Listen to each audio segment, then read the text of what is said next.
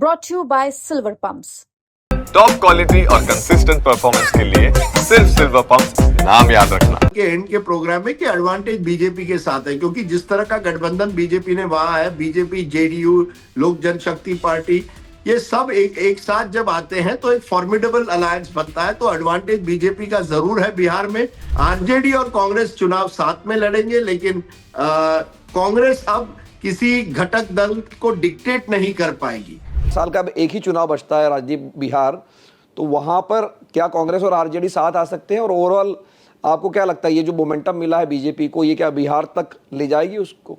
देखिए, बिहार में हमने पहले भी बात की थी साल के एंड के प्रोग्राम में कि एडवांटेज बीजेपी के साथ है, क्योंकि जिस तरह का गठबंधन बीजेपी ने वहां है, बीजेपी, जेडीयू, लोक जनशक्ति पार्टी, ये सब एक साथ जब आते हैं तो एक फॉर्मिडेबल अलायंस बनता है। तो एडवांटेज बीजेपी का जरूर है बिहार में। आरजेडी और कांग्रेस चुनाव साथ में लड़ेंगे, लेकिन कांग्रेस अब किसी घटक दल को डिक्टेट नहीं कर पाएगी।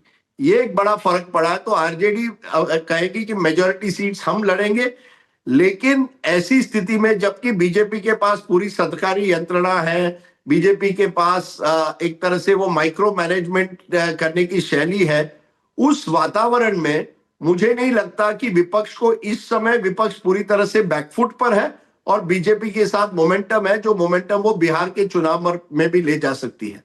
सबसे आखिर में राजदीप, अरविंद केजरीवाल और आम आदमी पार्टी का क्या भविष्य है? क्योंकि पहले 2 राज्यों में उनकी सरकारें थी, एक नेशनल एम्बिशन था, वो हर जगह चुनाव लड़ने चले जाते थे।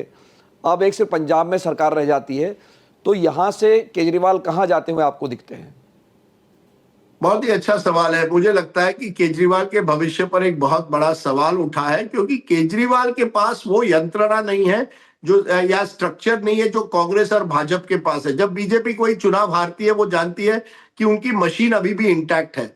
जब कांग्रेस कोई चुनाव हारती है, वो जानती है ये पुरानी पार्टी है, अभी भी उनके कार्डर्स है। केजरीवाल के सामने अब पहली चुनौती है पंजाब की सरकार को स्थिर रखना, क्योंकि जरूर प्रयत्न किए जाएंगे कि कोई एकनाथ शिंदे लाइक फिगर वहां पंजाब में लाए, वहां वो सरकार गिराई जाए।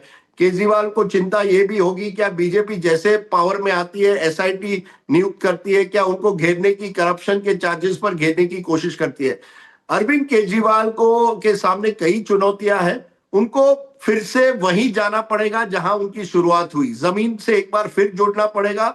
ऐसा नहीं है कि अरविंद केजरीवाल को आप राइट ऑफ करिए, वो एक चतुर नेता है, उनमें कई क्षमताएं हैं, लेकिन उनको पहले लोगों का विश्वास एक बार फिर जीतना पड़ेगा। जो विश्वसनीयता उनकी खोई हुई है, उसको एक बार फिर लोगों के सामने अपने आप को एक बार फिर रखना पड़ेगा कि मैं एक आम आदमी हूं। जब तक वो अपनी खास आदमी की जो इमेज है उससे दूर हटकर आम आदमी एक बार फिर नहीं बनते, तब तक अरविंद केजरीवाल के लिए अब राजनीतिक जो करियर है, जो शॉर्ट टर्म में है, वो बहुत ही कठिन है।